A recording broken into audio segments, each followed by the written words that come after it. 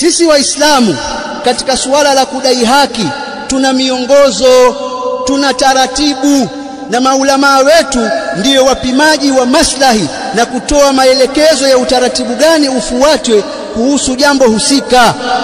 Na maelekezo hayo hawayatoi vichwani mwao, bali wanayatoa katika mafundisho ya Mtume Muhammad sallallahu alayhi wasallam.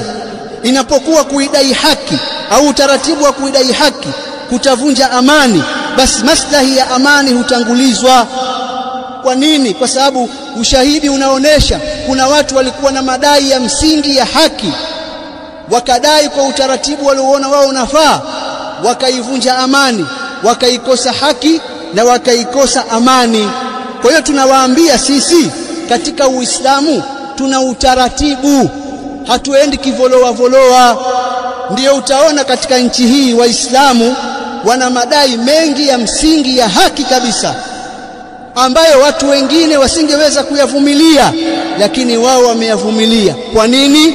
Kwa sababu mashekhe wamesisitiza kuhusu amani, walipoona maslahi ya amani ni makubwa, wakawaambia watu haya mambo haya yanavumilika. Kama hayakutekelezwa leo, hayakutekelezwa kesho, yatatekelezwa baada ya miaka 10, baada ya miaka 20, lakini amani yenu mnayo.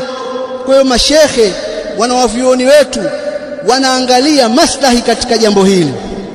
Na hata Waislamu wengine walipojazibika wakataka kuleta vurugu na kuingia kwenye mambo ya maandamano, mashekhe wamesimama kidete kuwaambia huo sio utaratibu wetu, tuna utaratibu. Kwa hiyo nyie msiseme tu hamzungumzi kuhusu haki, sisi tunapita kwenye mifumo kuangalia maslahi ya watu.